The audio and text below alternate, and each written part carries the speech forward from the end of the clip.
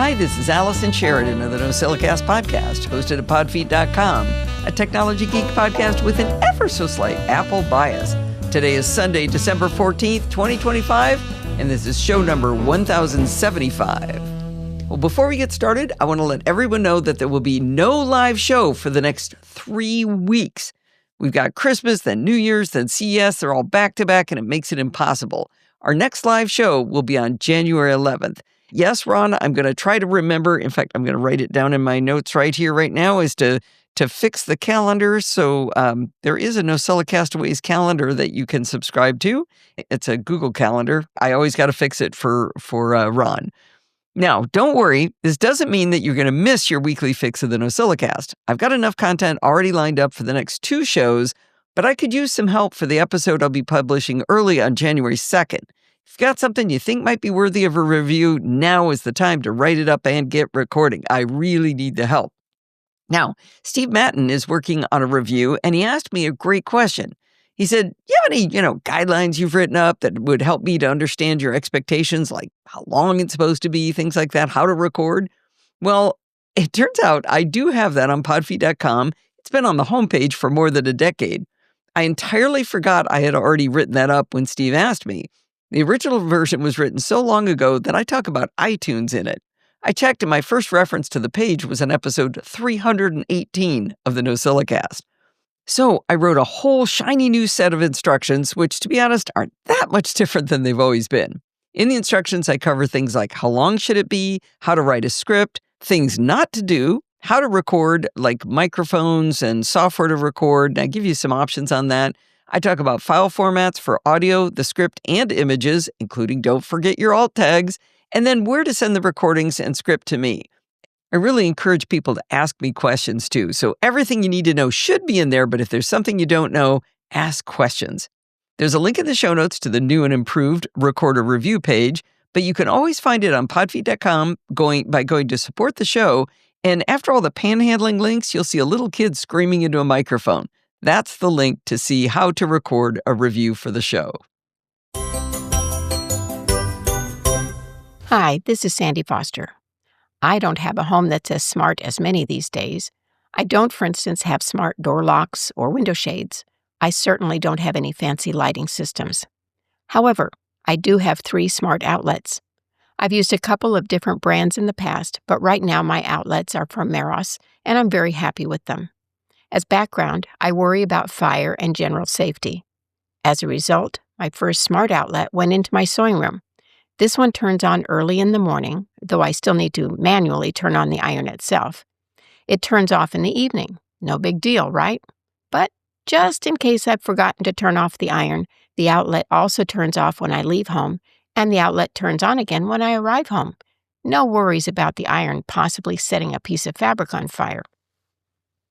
Similarly, I have a lamp plugged into a second smart outlet. This one turns on in the evening when no one is home, hopefully giving the impression that someone is there. It turns off again when someone arrives, and I can turn it on manually via my iPhone if we need it while at home. The third outlet is the one that's the most obvious to the observer. It's my favorite.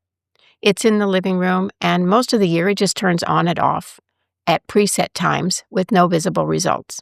I might get frustrated with it if I were using the outlet for a vacuum cleaner at odd hours, but there are other outlets, and I could turn on the outlet manually. During the Christmas season, though, this smart outlet has a very special task. I plug our tree lights into it. At first, I thought I'd have it simply turn those lights on and off in the morning and at night, but that soon changed. We've all heard that we shouldn't leave our tree lights on when we're not home, right? And how many times have we been away and wondered whether we'd remembered to turn off the tree lights? So my outlet now turns on in the morning and off at night, a very standard sort of setup. However, it also turns off when the last person leaves the house, and it turns on again when any of us arrives home. We don't have the worry of wondering whether we've turned the lights off, and we come home to a cheery Christmas tree. I know that a timer will turn things on and off on a schedule, but the advantage of the smart outlets is that they react to situations other than simply what time it happens to be. Well, that was fantastic, Sandy. I love it. Now, I asked Sandy after she'd recorded which smart outlets she's favoring these days. I was surprised to hear that she's using Meros switches.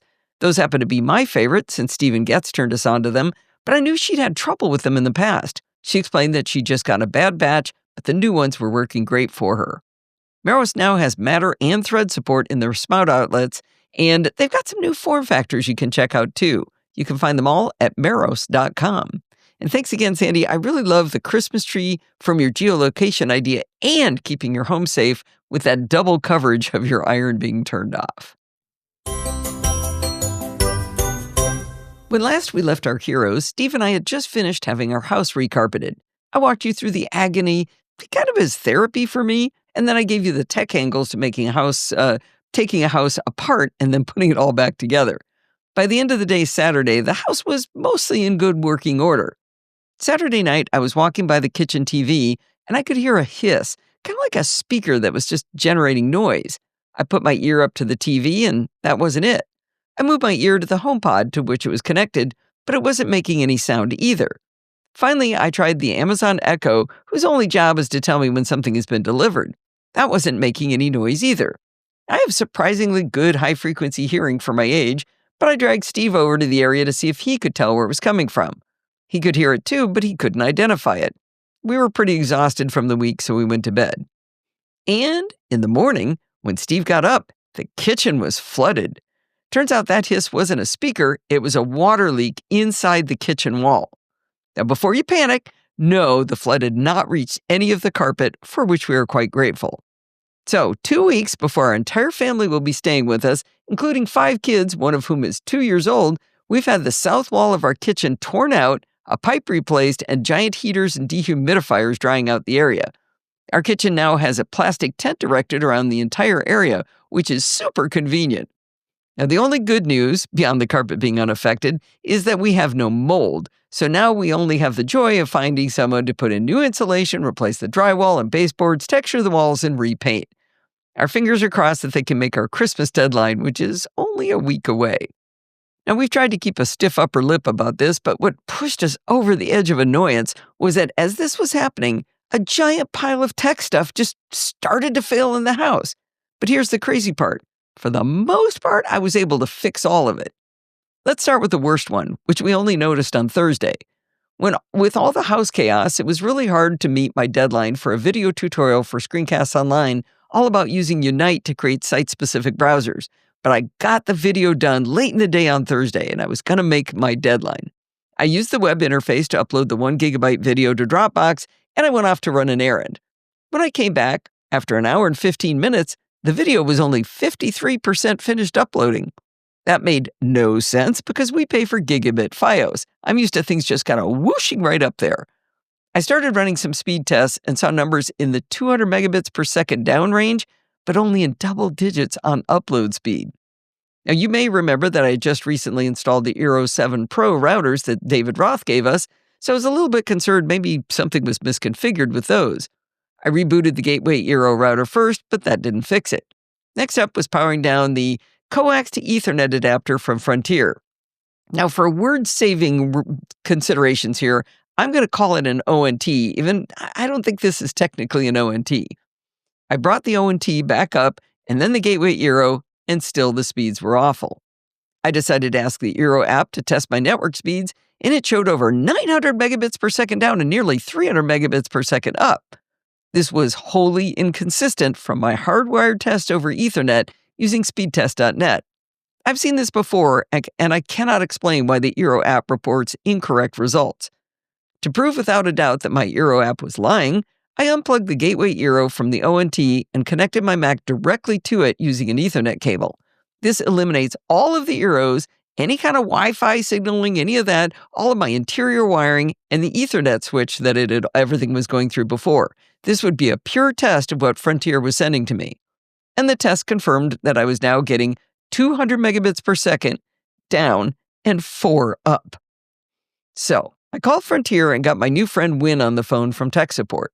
It did take me about 20 minutes of conversation to convince him to test things on his side, but when he finally did check, he said he was seeing they were only sending me 200 megabits per second down. Now, for some reason, he was unable to see my upload speeds, but he knew that there was definitely a problem on their end if they were only sending me 200 when I was paying for gigabit. He evidently has quick access to senior engineers because he chatted with them from time to time as we were talking. Eventually, they told him to bounce the data port. I have no idea what bouncing a data port means. In fact, if any of you know what that means, I'd be curious to know. After they did the bouncing of the data port, he had me power cycle the ONT up in our bedroom, the one that goes from coax to Ethernet, but it still didn't fix the problem. By the way, it was Win who kept calling it an ONT, even though I know for a fact that we had the ONT removed years ago. I verified with Steve that we don't have an ONT in the outside closet like we used to, but he reminded me that there is a second little box, just like the one in the bedroom, that converts Ethernet to coax to go into the house. So we have an Ethernet to coax conversion and then coax back to Ethernet conversion in these two different boxes. When I pulled power from the one outside and rebooted the Gateway Eero, we were finally back in business. Now, I never expect to see what we're paying for, but I was getting 800 megabits per second down and 700 megabits per second up, and that's more like what I'm used to. I thanked Win for his quick support, and I was quite pleased that the worst tech problem was solved. Now, as much fun as having 4 megabits per second internet was, we had a security problem we didn't know about that might have been worse. We have had an August smart lock on our front door for years. A month or two ago, it started getting a little bit twitchy in kind of an odd way. If you used the app to unlock or lock the door, it worked just dandy.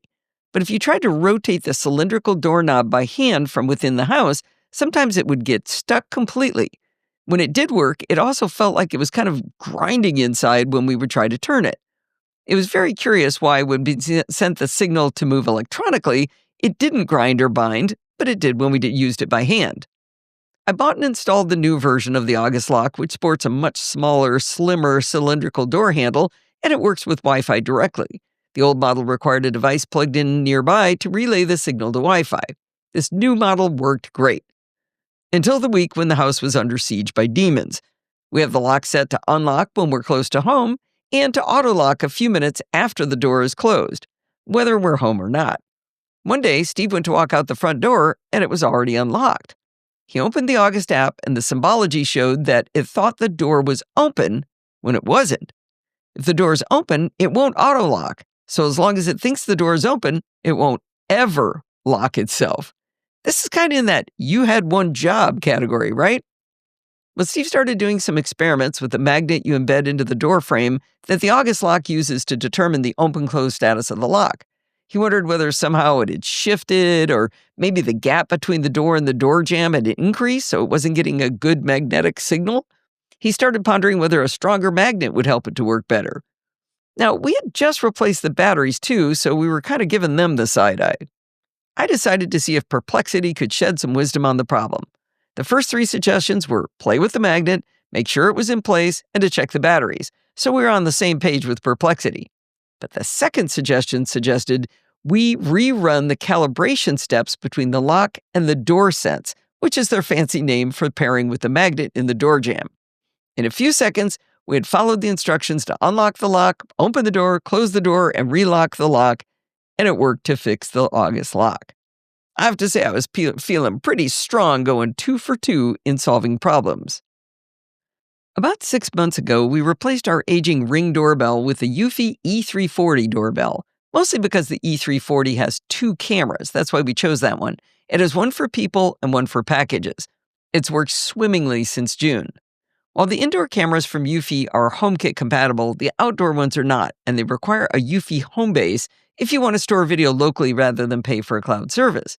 We chose to buy the Homebase S380, which was a bear to set up at first. I think we had a bad unit. We had it sent back and got a new one, but it's been working very nicely since we wrangled that one into submission. In the same week of tech madness, the Eufy disappeared from the network. And to our surprise, the root cause appeared to be that the battery was dead. The E340 has a removable battery that you can charge via USB-C, but it should never have discharged as we have ours hardwired into power from the original doorbell. Steve removed the wiring, unplugged it, and charged it until the little light went from red to green, and then tested it just holding it in our hands, and it still didn't behave properly. The weird thing was that it would still give us alerts like Allison detected using its face recognition, and we could see recorded video but not live video. It also wouldn't ring. Like a doorbell's supposed to. This is another one of those you had one job things, right? After days of fussing with it, it showed the battery was dead again, down to 5%. While recharging it, I found a reset button, which was on black rubber in black plastic with black indented letters, which is why we didn't notice it the first time. I was able to essentially start over where you connect it to Wi-Fi.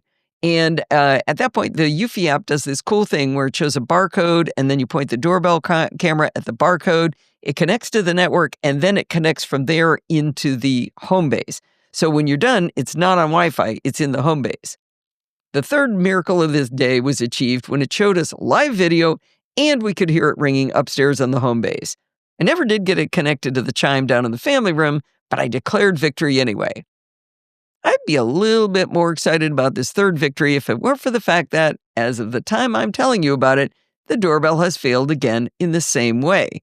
The battery says that it's dying, and I can watch incident videos where it detected somebody and recorded the video, but I can't watch live video. It's throwing an error about peer-to-peer network and then asking me to make sure the cell phone network is connected normally, which makes no sense whatsoever. I did try contacting Eufy support, and their chatbot was really good. I had one problem with it was it would spit out massive amounts of answers, just tons and tons of text, and it was in this little tiny skinny window that you couldn't pop out, you couldn't embiggen it, couldn't widen it, so you'd have to scroll back to see what it's telling you to do. But it was really good at understanding what I was telling it. And so we had this great rapport going, and then I left it for a little while, and I came back, and it had hung up on me, said, okay, I guess you're good. And I had to start over. And I started over, and it gave me a bunch of advice. We made it real far, and then I didn't have time to keep going with it. So now I think I'm going to have to contact them directly because we're suspicious that the battery is causing a problem because it really shouldn't have a battery that's dying when it's plugged in. And so that's the only thing we can think about. So while I did succeed for a brief period in time, it's broken again. Now, I have another story here. And I have a long and tragic story to tell you about my trials and tribulations trying to take advantage of the newly announced Apple TV Peacock bundle. But I'm going to tell you that story at some other time. But just you need to know that I had a lot of trouble getting that to work, but I got it working. So we've been watching the old TV show Suits on Peacock for the last year. On Thursday night, we sat down to watch, and to our dismay, the Apple TV in the family room told us we'd have to pay to watch Peacock. I had finally conquered the bundled pricing, which I verified by going into my account on the Apple TV and looking at subscriptions and said, yep, you got a paid-for subscription to Peacock. But it kept saying you got to pay for Peacock. This Pay Us Money page had a login screen, and going to that told me it was going to send a notification to my mobile device to do the verification. On my iPhone, it popped up, but when I tapped on it, it just took me back to the login screen on the Apple TV, telling me I had to log into Peacock. Well, I don't have a login to Peacock. I have Peacock through Apple TV. So the next day, my day of victories, we tried again, but we had the same failure. Steve thought to check one of the upstairs Apple TVs, and it gladly offered all of our Peacock content. I gave up trying on my own, and I enlisted Apple for help. Ben answered my call and asked if he could share my Apple TV screen. What? I did not know you could do that. If nothing else, that would be cool to see. As soon as Ben read me the caution that he'd be able to see my screen, but he could pause at any moment if something sensitive was going to come up, like a login screen, my TV got a giant red bright border on it. I mean, like close to a 2-inch wide border of flaming red. There is no way you could miss that something was different about your TV, as long as you have the gift of sight, of course. That got me to wondering whether with VoiceOver it would tell you, like, really loudly that it was being monitored. If anybody's ever tested that with VoiceOver, I'd sure like to know what it does. So I was gushing to Ben about how cool this was, and he confessed this was the first time he got to do it too. It was a little wistful when he said he couldn't see the red border, though, but he liked my enthusiasm. Now here's the fun part. He had me follow the exact same steps I'd followed at least 3 times before, hitting the sign-in button, authorizing my phone. When he did it, or when he had me do it, it went right back to that same sign-in page again, just like it did when I tried it by myself. But then after about a second, that disappeared, and we got this spinning orange arrow circle. After about 30 seconds, Peacock came up, and I was logged in. I would guess that my call to Ben was less than 10 minutes, and we spent at least 2 of those minutes talking about how cool it was that he could see my Apple TV. I wished him a happy holiday and celebrated my 4th victory of the day. Let's see, what else went wrong? Oh yeah, Steve's Apple TV started intermittently just losing signal. Good news though, this one was an easy fix. He swapped his HDMI cable with the one in our bedroom, and now the one in our bedroom starts losing signal. So he was able to put in a new HDMI cable, and things were back to normal. We'll call that Victory 5, since we're still counting the UV because I didn't know it had broken again when I started talking about all this. So the bottom line is that while we feel like we're in a tech fixer-upper these days, we've managed to slay most, if not all, of the dragons that have infested this house. I almost wonder if the tech god sent us all this madness just to distract us from worrying about drywall, broken pipes, and giant loud fans. I feel like I've made fire fixing everything, except that UV doorbell. We have not one, but two heroes of the week. Our first hero is Philip Ricotta, who went to podfeed.com/donate, and he bought me a cup of coffee. It's so easy to do there. There's no signups. Just use any credit card or you can use Apple Pay. Thank you so much, Philip. That was awesome. Our second hero of the week is Owen Harris, who took his hard-earned dollars to podfeed.com/Patreon and became one of our newest patrons.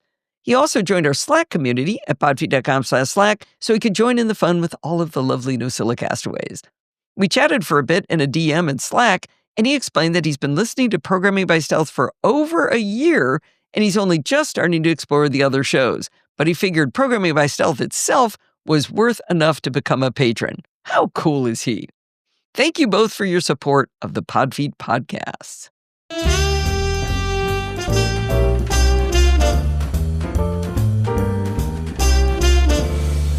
There are some people who are just simply part of the fabric of the Nocella Cast, piping up from time to time over many years to provide valuable insight to the show when some sort of topic tickles them. One of these people is Andy Dolph, who's been sending in content and chatting with me in the background since 2012. You may remember, for example, a few years back when Bart had a curious failure with his microphone, and Andy gave us a tutorial on how XLR cables are constructed that explained the failure. After all these years, we finally decided to sit down and have a chit-chat about his work as Special Events Coordinator for Learning Space Technologies at the University of New Hampshire. Welcome to the show, Andy. Thank you. It's so good to finally talk with you. And since the title is a little bit of a mouthful, basically what I do is produce AV for events at the university. Sound, projection, sometimes lighting, more and more video. That it used to be pretty straightforward. You know, it was basically taking what people said and making it louder so that everybody could hear it and putting their graphics up on a screen. And it was all live in the room. And then we had a pandemic. And all of a sudden, all of our in-person events had to become remote events.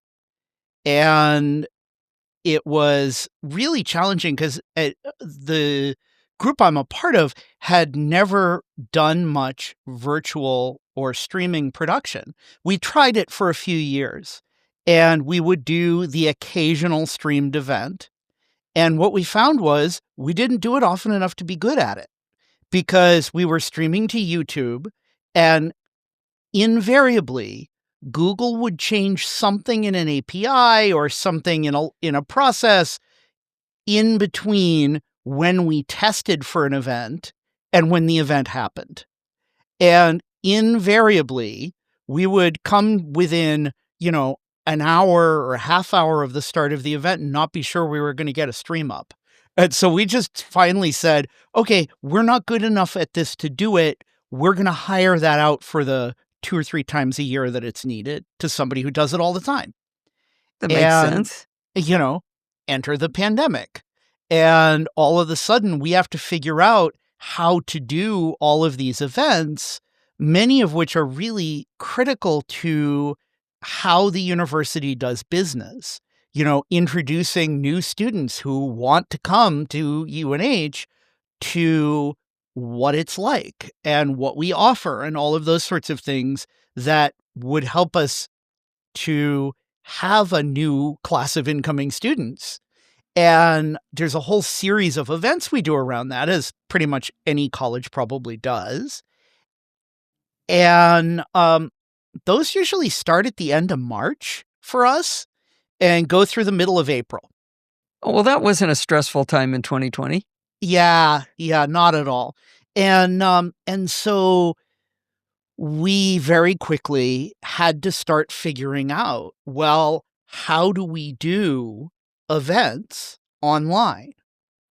And I'm not going to sort of go through all of the evolutions of it because there were a lot of evolutions of it. I will, because I know there are people here who listen who will appreciate this, that my first attempt at adding production value to Zoom, we were fortunate that Zoom was a platform we already had. So that was where we went. But my first attempt at adding some automation to it so I could do a smoother transition from a pre-show to a show was by using AppleScript and UI scripting.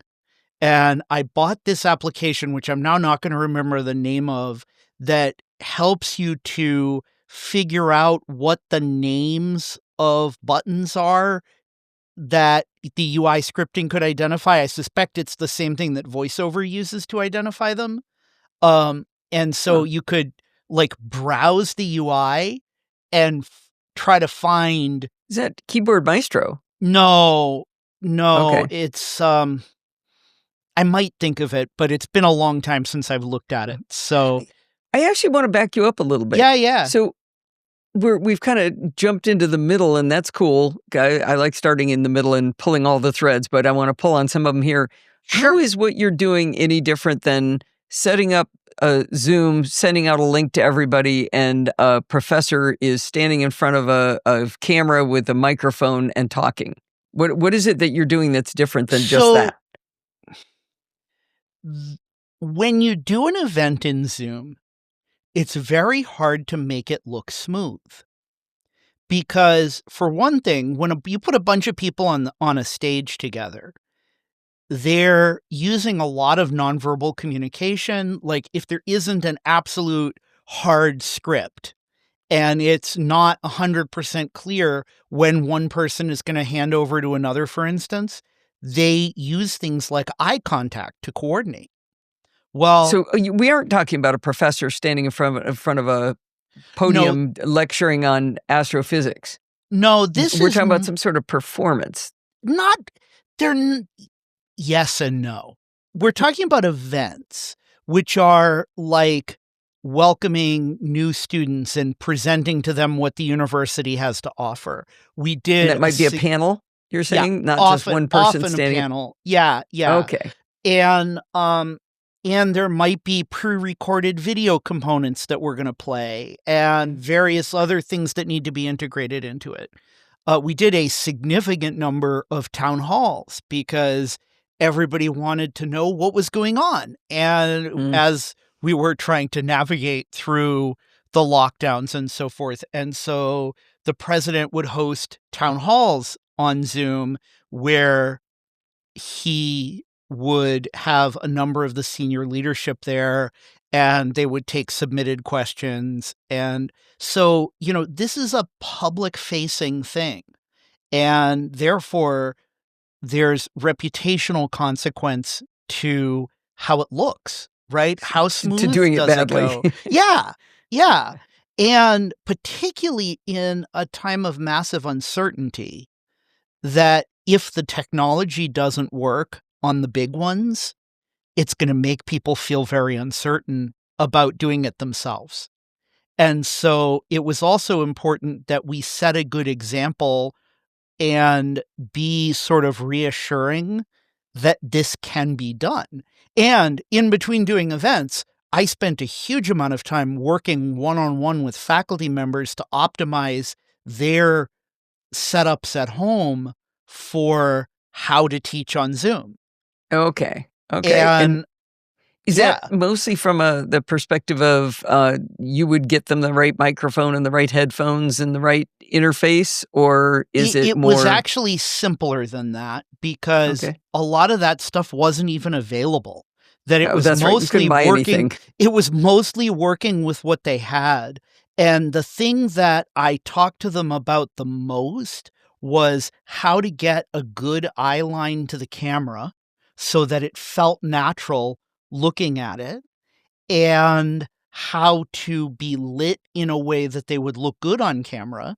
Because Mhm. a lot of people's natural tendency is, oh, I have a beautiful view out my window. I'll put the beautiful view out my window behind me, not realizing how good our eye brain systems are at compensating for huge variations in brightness. Right, And right. cameras are not that good at that. And that Something so as simple as turn your desk around, right? exactly. Or The your kitchen table and the sit on the other number side of the kitchen table. the number of people who I suggested that they turn 180 degrees and sit with the window in front of them rather than behind them. Right, And if you've got a big window over your desk and that's in front of you and you're doing Zoom during the day, usually you're going to look great. That's right. usually That's great the light. best lighting you can get. Pretty much. Pretty much everything that I try to do with artificial light is to mimic a moderately overcast day outside. Oh, nice. So it's Um, something real flat. soft. Yeah. I Okay. don't always want flat. It depends on what I'm doing. But soft tends to be flattering to the features. And so What is soft that's different? To me, flat is just like a uniform mhm, gray coming at me. What right. is soft? So soft, it is kind of that, but it may be directional. Oh, So okay. traditionally in television lighting, you do what they call 3-point lighting, which is to say you want a key light at usually 30 to 45 degrees off to one side of the person, and then a fill light at somewhere in that same range in the other direction. So Mhm. sort of where you would put your speakers if you're setting up a stereo, but a little higher. And that's where you want the light coming from. You want more coming from the key light than from the fill light, because that helps to show the shape of the face by having a little bit of shadow, a little bit more contrast than something that's perfectly flat. And then the Okay. third light is from behind, because it highlights around the person's hair just a tiny bit, and that um, helps them to stand out from the background. So, yeah, Allison just turned around in the video and turned on a red light behind her. That, yeah, absolutely. That's it. I am not hearing you. I'd muted when I rolled my chair back to turn on the light. I'm sitting here with my key light at 45 degrees Yep, and up above. I don't yep. really have a good fill light over to the left, but I had forgotten to turn on Y- my backlight for him. You're getting enough reflection of the ambient light in the room that you don't need a dedicated fill light in that Well, situation. I do. I have lights over here. I have lights there. I have lights there, and I have a window open. So So I've got a it's lot so of light up in front of me. the combination of everything gives you good light. Okay. In So my why is go ahead. this important in a professor working from home during a pandemic? I mean, obviously Because the silhouette's a problem, but once the they've got enough light to see who they are, why is that important? so I think there's two reasons. One is a lot of people were incredibly self-conscious about how they look on camera, Mhm. and if they feel like they look natural, it's less distracting to them when they're teaching. Huh, Um, okay. but I think the other thing is that a significant amount of communication is nonverbal. And so, yes, the spoken word is definitely the most important part of the teaching, but being able to really see someone's face clearly and in a way that's not distracting is going to Oh, make the good point. communication more effective. Okay, okay. Now, what about audio? When you send somebody, you've sent everybody home. Mhm. Now the professor's sitting there at home and they've got a pair of ear pods or AirPods, depending on the decade you're Yep. in, and Yep. those sound like poo-poo. So what do you do? You know, It all depends on how involved somebody wants to get. Okay. That headsets often are a pretty reasonable choice. Honestly, AirPods aren't terrible for Zoom, for spoken word. Um, they're they're good enough to not be distracting. Okay. My preference is a USB mic that is placed, relatively close, typically 4 to 6 inches from the person's mouth. Hmm. Um, Both of us are using Heil PR40s because I can see yours in the video, and those are mics that have to go through an audio interface to get into USB, and that's fine if you want to go that way. But honestly, if I was going to buy something today, I probably would buy either the Earthworks podcasting mic, which is a condenser mic, but it's voiced like a dynamic. And they Earthworks sent one to somebody we both know fairly well, Dave Hamilton, Hmm. and said, "Hey, will you try it?" And he was like, I really think Condenser mic. I podcasters don't- are, yeah, exactly. I think dynamic mics are the right thing for podcasting. And they were like, "Hey, would you just try it once and let Mhm. us know what you think?" And 4 years later, he's still trying it. He hasn't taken it off of his boom. And, and it sounds fabulous. So that's probably, if I was going to buy something today, where I would go.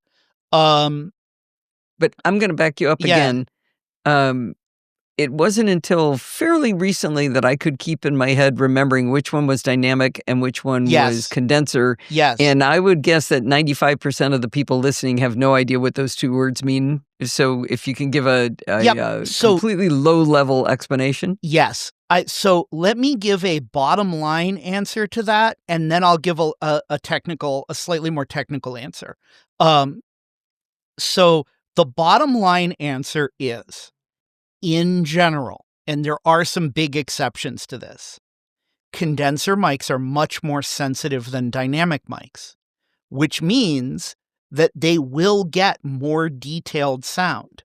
Most of, like all of the vocals basically on records or TV or so forth are recorded with condenser mics because they're mostly being done in controlled studio environments and they want the Right, most detail they can get. you've got sound absorption and everything, so the only Yep. sound is coming from the singer. Absolutely. And if I was in a perfectly acoustically treated space that was isolated, I would absolutely use a condenser mic. Okay. And But now the you've got Professor Sally with her Yep. her back to the window, and she's in her kitchen with tile Yep. floor, Yep. and she's homeschooling her children that are in the background, Right. right? And really anything that you can get close to the person's mouth is going to be such a substantial improvement, right? If Mhm. somebody could get a tin can that had a USB connection and get it 3 inches from their mouth, it might still be better than the mic in the laptop. Because the key thing with sound is getting the microphone in the right place first. And that is close and a little bit to one side. So So close, that but not too close. Which I'm not Right. a fan of headset mics. But first of all, because they're real high frequency, they sound Mhm. really scratchy and tinny to me. But invariably, wherever the person has that mic, it's not 4 to 6 inches away. It's a Mhm. quarter of an inch, and they're either spitting into it or breathing into it the whole time. So there are some good sounding headsets.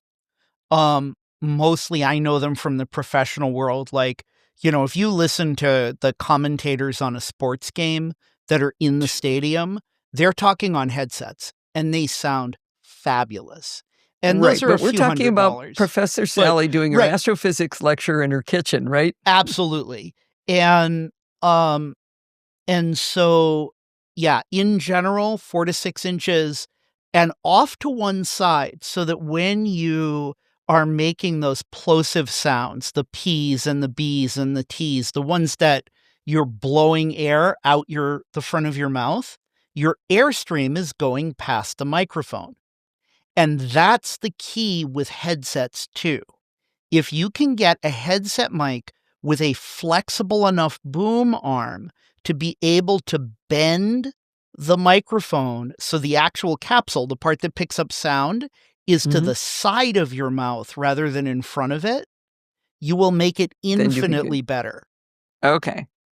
Or I don't think I've ever met somebody who successfully did that in real life. They just always sound horrible to me. Or the other choice, if you can't do that, which a lot of headsets can't, is put it high so that the actual capsule of the microphone is basically aimed at the tip of your nose. Because again, then all the air is going to go past it. Okay, not straight at it. Not straight at it. Okay. You can do things to absorb the sound. I use a pop filter in front of my microphone, which is basically similar material to nylon stockings stretched across a plastic hoop. Now you're actually using two of them. Yeah, the one I have happens to have 2 layers. Honestly, if I'm not doing the announcer's sound where I want to be really close, like 2 inches away, to get more what's called proximity effect. So if I get much closer and I'm going to speak quieter so I don't overload it, all of a sudden there's a lot more warmth and bass in the voice. That sounds fabulous to me too. Yeah. And so, but it's a little unnatural. And it's unnatural in a way that's really good if what you're trying to record is in a world of instant communication. Then, then that's perfect. Or if you're doing something that's, a recorded introduction that you want to sound like a radio announcer. But when we're having a conversation, we really want it to be as natural as we can get. And I'll tell you, the mic I recommended to people who were like, I kind of don't care what it costs within reason. I want something great that I don't have to think about.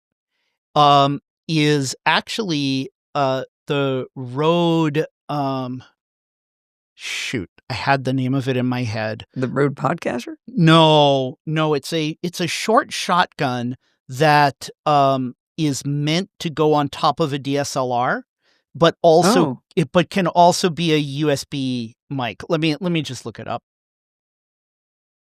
While you're looking that up, the one that I've been the most enamored with still over all these years is the classic Audio-Technica ATR 2100. Yep, when you're talking really inexpensive. Choice. Yep. I mean, it lists for like $75, but you can often get it for around $50, and that's what I use on the road. And I've tried a lot of different mics, and I sure like it. Yeah. So the mic I have is the Rode VideoMic NTG, and it's meant, as I say, to be an on-camera mic. I'm not actually using it now. It's because of how we're recording, it would be difficult to switch over. We probably need to move on from microphones. I've gotten you distracted on this, but let me just say something about that and why I like it. Because we're recording for a podcast, I'm using my big microphone for the best possible sound. But I have to be very conscious of staying within a couple inches in order to have a consistent sound and level. Because you will go like this, and all of a sudden it doesn't sound so good. Right. I've only moved a couple inches to the other side, and you can see the effect. So when I do Zoom calls that are just calls, I use that Rode VideoMic NTG, and I've got it, the tip of the microphone I can just barely touch over my head and a little in front of me. And it is very directional, so it basically just picks up sort of an area under it that's about, I don't know, probably about 3 feet wide. And it covers that very well, but it doesn't pick up a lot of outside noise. And it lets me move freely in my chair while I'm talking to people and still have a relatively close-mic'd, relatively crisp sound. Okay. And Interesting. they're about $300. Yeah. So now you've got Professor Sally. She's now facing her window. She's got a reasonable mic. And then it was impossible to buy cameras. Did you just have people use at that point, they're probably just using whatever's in their laptop if they're not got a PC with a laptop And, camera that you couldn't really see? It was really fine. The big thing I would recommend to people is that they get something to put under their laptop if they're using the camera in the laptop so that the camera is at approximately eye level. Right. Because otherwise, when the laptop's on the table in front of you, the camera looking up your nose is not a flattering view to anyone. Nope. I remember there was one laptop that came out. They put the camera down where the hinge was, and it was the up the nose camera. It was the worst possible placement. Terrible. I could not imagine why they did that. I've seen a number of those. And so, that was sort of what we did. And that to just sort of get people going. But for these higher profile events that are, announcements and big public programs and alumni programming and, things where we might normally have a few hundred people come to campus, we needed a higher level of production than that, something that made it feel more polished than sitting in Zoom with a few of your friends. And, right. Okay. And so, and to do that, we moved from Zoom meeting to Zoom webinar. And they're two different services that are available from Zoom that both use the same software on your end. The difference is created by Zoom's backend to tell it, are you connecting to a meeting or are you connecting to a webinar? And what's the difference between a webinar and a meeting? Absolutely. The difference, the most useful way to think about it is as a metaphor, and then I'll explain what that really means. Okay. So the metaphor of a Zoom meeting is a bunch of people sitting around a big conference table. Now, it might be a really big conference table with 100 chairs around it, but it's egalitarian. Pretty much everybody can have their cameras on. They can all have their mics on. They can all talk. They can all share their screens. And yes, there are ways of limiting some of that, but that's really the sort of core use case for it. Webinar is like a lecture hall.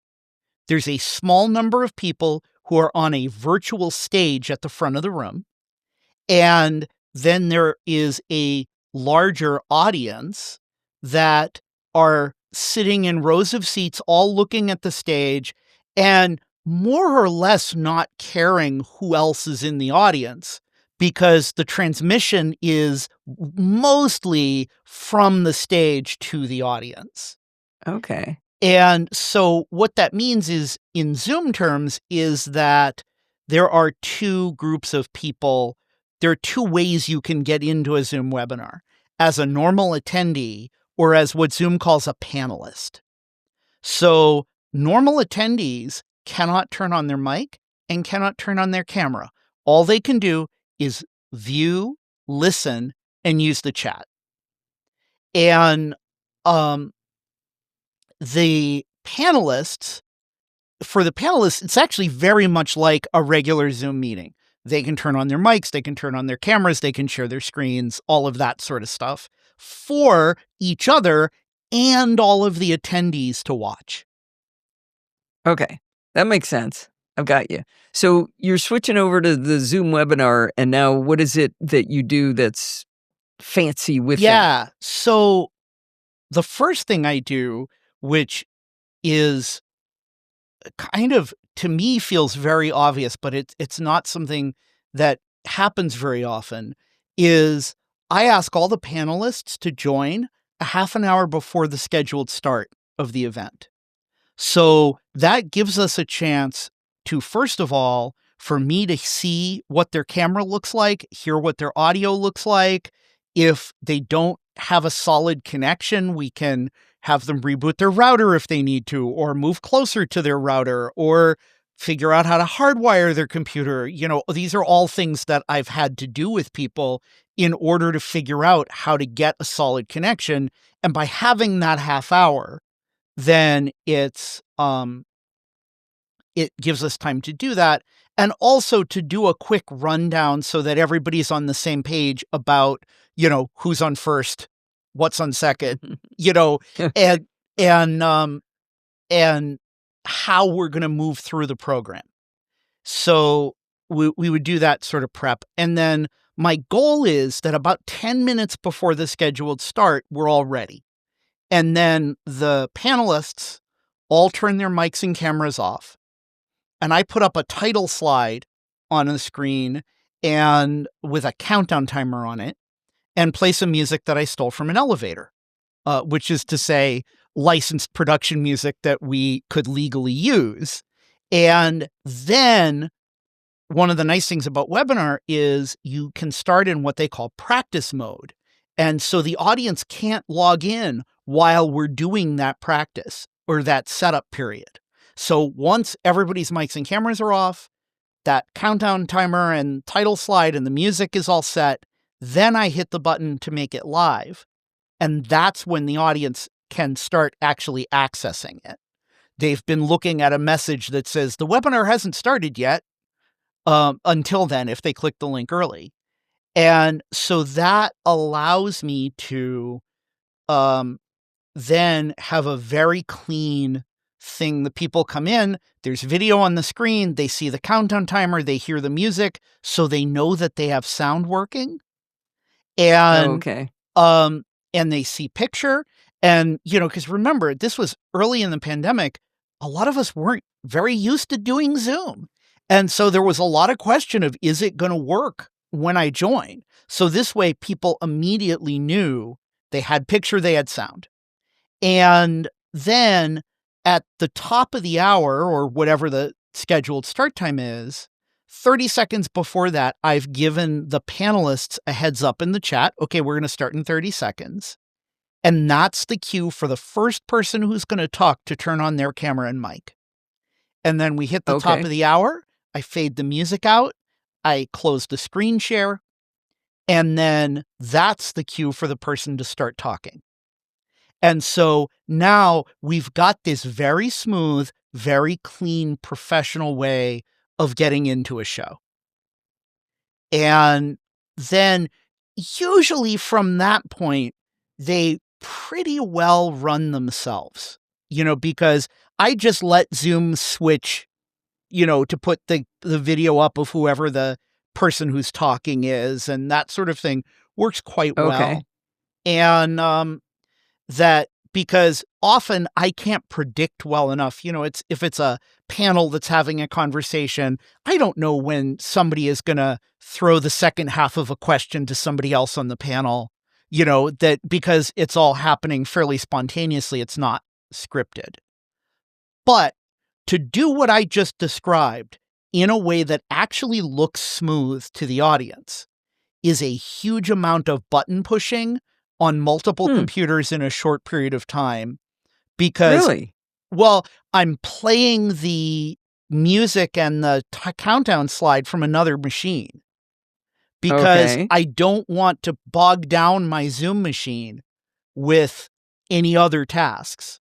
Because at the time I was using machines that weren't very powerful. Just because it was what was to hand. There were old iMacs. So is that then that other computer must be logged in as another user who is a member of this panel in some way? So that's one way to do it. Another way to do it is to take and the way I actually do it is I take the HDMI out that to the Mac is the second monitor of my playback computer. I take Say that again? Okay. So I've got a Mac Mini with a monitor, and that monitor is what I use to control it. Is this your primary? This is the primary or the secondary? secondary machine. Okay. And actually, let me say this in a way that'll be clearer. There's a playback machine and a Zoom machine. That's an easier way to think about it. Because Okay. that what you would call primary is the Zoom machine, because all it's Okay. doing is Zoom. And Okay. the playback machine, I use a tool called QLab, which could be a whole show in and of itself, which is a system, a piece of software for playing audio and video and doing show control for performances. And it's specifically meant to build things, and you can build very, very complex things in it and very simple things, and you can have them have specific time relationships built in.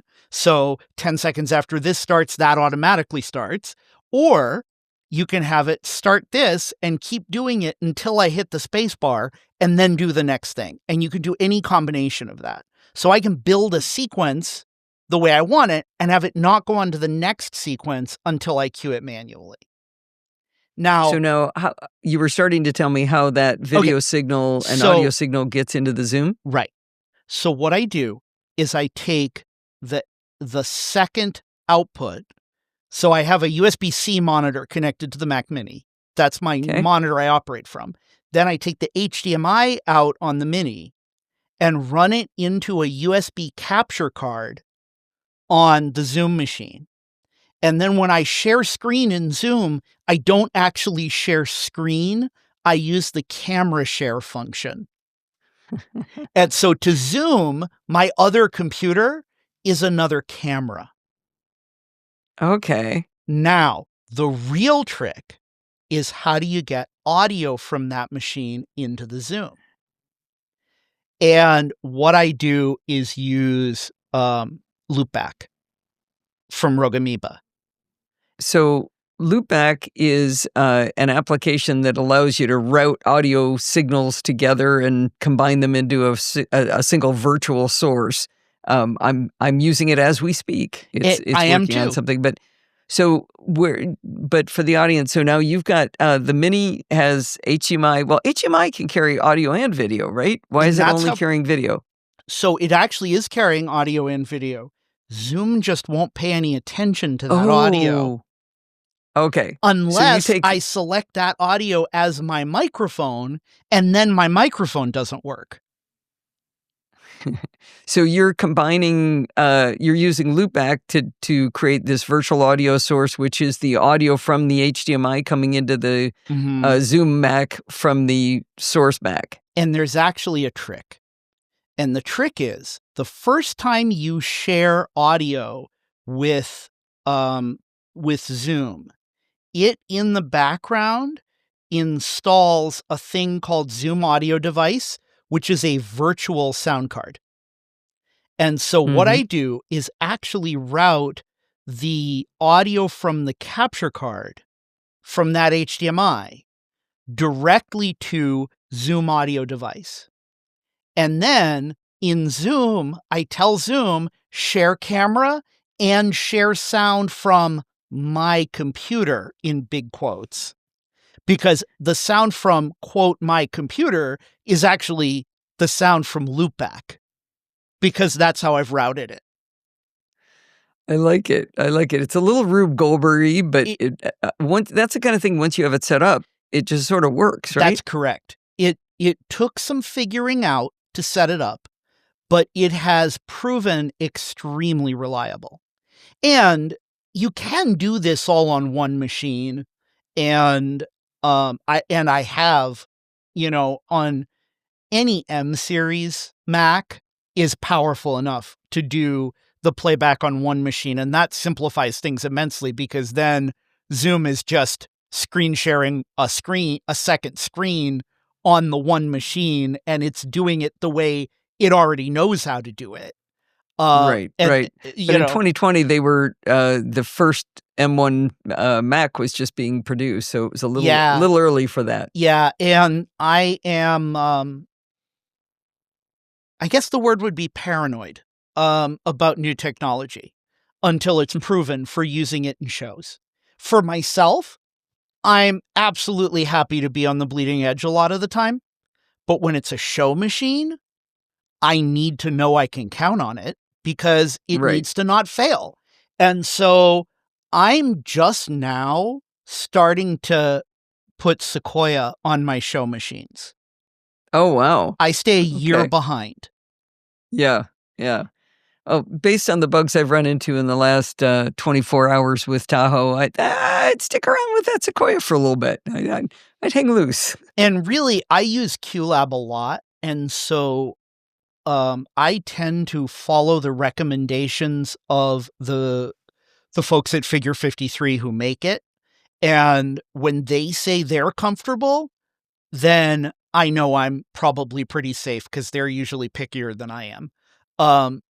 Because they have people who are really torture testing these machines, doing Broadway shows and theme parks and all sorts of very complicated multi-output, things that would take a long time to explain. And I do some of that too, but most of the time, the way I use it is pretty simple. So QLab is $1,400. Mm-hmm. It's so here's the thing. You don't have to. So there's a few things. The first one is there's a free version, and the free version is not a demo.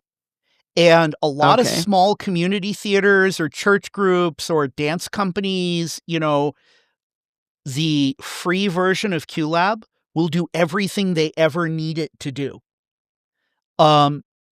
And yeah, they've got a nice table that shows what it can do for free and what you pay for. And the other thing is you don't have to buy, there's 3 separate licenses, one for audio, one for video, and one for lighting. And so depending on what feature sets you need, you can buy just the advanced features in the area you need, and that reduces the cost significantly. I got you. Okay, yeah, if I only check audio, it's $600. Right. Video by itself is $600. Let me guess what lighting is. Yep. $600. Yep. But if you add them all to 3 together, it's $1,400. Right. So you're saving money right there. You are. If you need it. But I very rarely use QLab for lighting. So most of the licenses, we have a number of licenses because we have a lot of machines we run it on.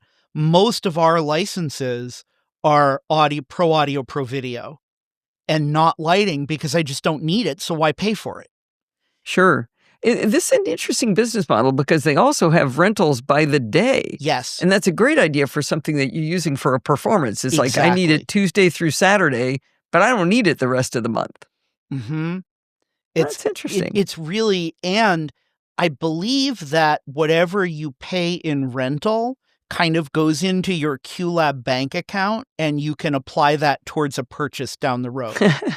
So if you end up getting hooked on it and using it a lot, you can rent with a license to buy. Yeah, sort of rent to own. And I will also mention, by the way, that QLab has a very active Google group, users Google group, with a bunch of really, really smart people, including... There are still Google groups? Oh, yeah.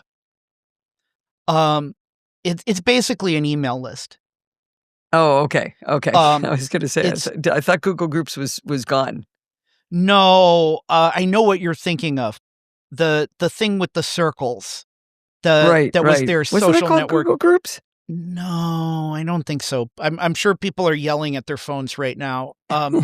But yeah, no, this is the Google Groups is their Google's email list service. And so there's a very active Google group for QLab where there are people who do really incredibly sophisticated things with it, often using a lot of AppleScript because it integrates AppleScript very thoroughly. And I don't program AppleScript at all. I don't do a lot of programming, but sometimes I run across a problem and I post about it on the list, hey, I'm trying to do this weird thing. And sometimes one of those folks will reply with, here's 4 lines of AppleScript that will make the thing happen that you're trying to do. And you can just set it up to run as many times as you need to make the 1,800 cues you need to make or whatever. Okay. It's pretty cool. We did say we were going to run the risk of going in too deep, and I think we've gotten deeper than I'm comfortable with, and I'm following along. That's fine. So, is there any more you wanted to tell us about smoothly setting up these shows? I wanted to add one piece, which is a tool which now came from Zoom, but was developed during the pandemic by this guy, Andy Carluccio, called Zoom OSC. And it now, as I say, is a part of Zoom. They bought his company, or I think technically they didn't buy the company. They bought assets, and he went to work for, I don't know exactly what the sort of contracting side of it is, but Okay. the thing that's cool is it's a special version of Zoom. When you open it, it looks just like normal Zoom. You log in like normal. You join a meeting like normal. But it speaks OSC, which is a protocol that is meant for devices mostly in the entertainment world to use to control each other. So QLab speaks OSC. So now I can use OSC commands in QLab to effectively push buttons in Zoom for me at specific times in my sequence of events. 100% lost. Okay. What is OSC? OSC is a protocol. It's a protocol that operates over Ethernet. That's basically just a way for one device or piece of software to send a message over the network to another device or piece of software. It's primarily used for things like remote controlling audio and video equipment. So, so if I want to be able to move a fader on my iPad and have the same level change on a console, I can do that using OSC. So I'll give you the most classic example of it is for what we call show control, which is getting the light board, the soundboard, and the video system to all talk to each other. So let's say we're doing a creepy, murder mystery play. So it's a dark and stormy night. Well, I want the thunder and lightning to happen in a specific relationship to each other in the theater. And so the sound system, in this case QLab, is going to play the thunder sound. But I want the lightning to happen, let's say, 3/4 of a second before the thunder happens. And typically in theater, that's controlled by a whole separate device, that there's a separate lighting control board. So what I can do is have one cue in QLab that says to the light board, go Q27 go. And then 3/4 of a second later, QLab plays the sound. Okay. So this is all about devices talking to each other. And so just like QLab can tell the light board to run a specific cue, it can tell Zoom OSC to unmute someone's microphone, or to share the screen, or to stop sharing the screen. Or it can put a message in the chat, an automated message in the chat. All of these things. And so what that does is allow me to, in more complex events like virtual graduations, which often have multiple pre-recorded components and so forth, I can set it up so that 30 seconds before that video ends, it puts a message in the chat that goes just to the panelists that says, we're back in 30 seconds. And then it can automatically prompt the person who's speaking next to turn on their mic and camera. And then right when the video ends, it automatically spotlights that person for me in Zoom. Because I know you're about to do it to them. right.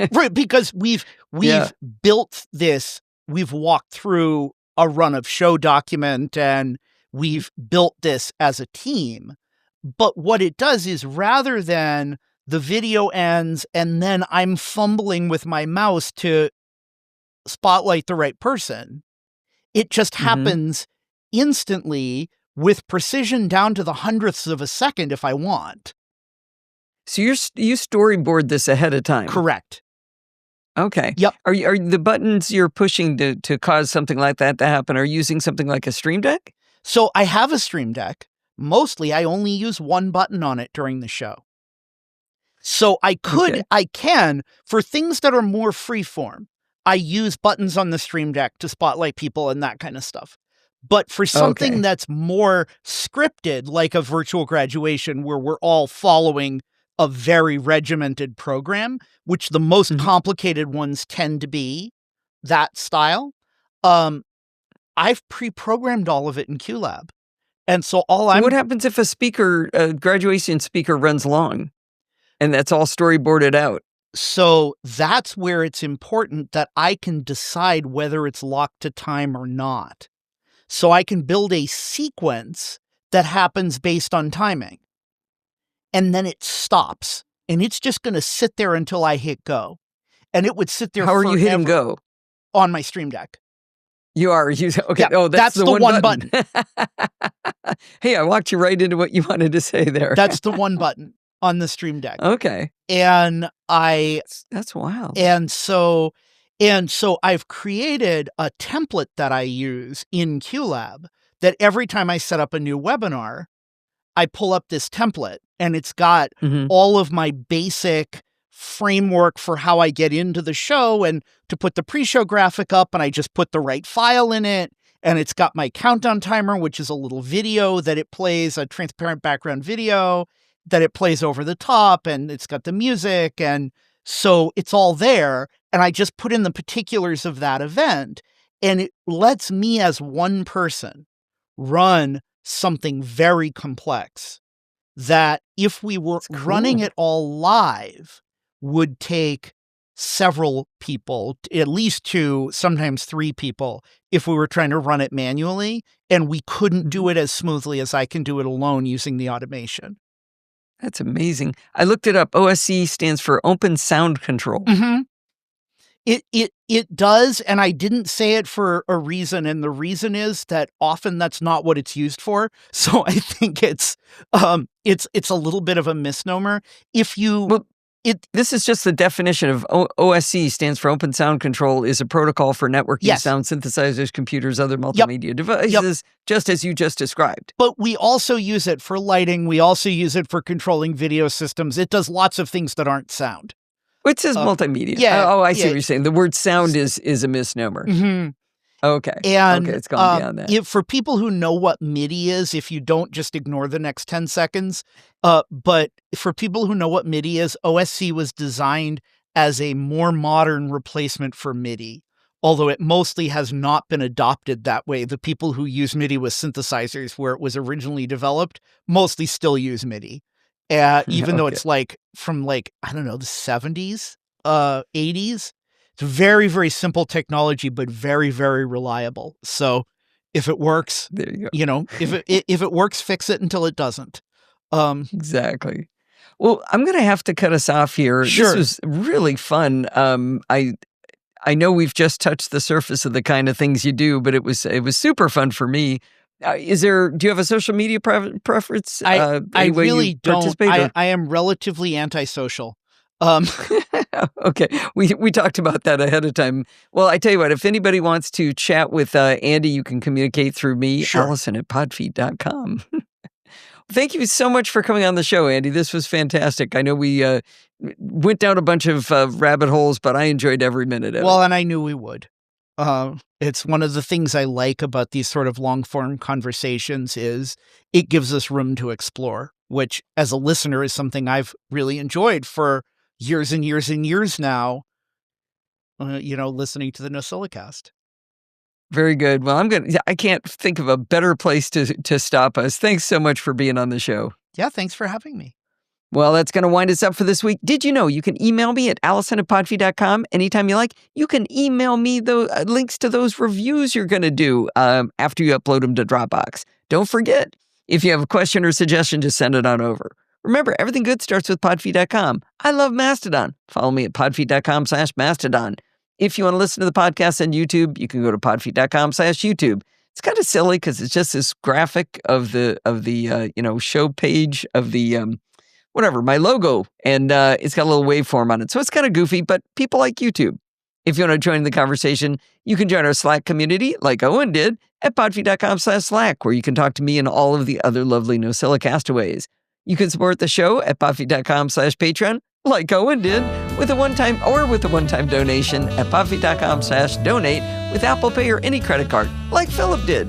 Or you can go to PayPal, podfeet.com/PayPal.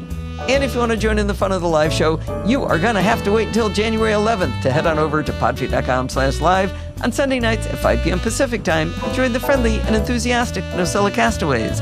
Thanks for listening and stay subscribed.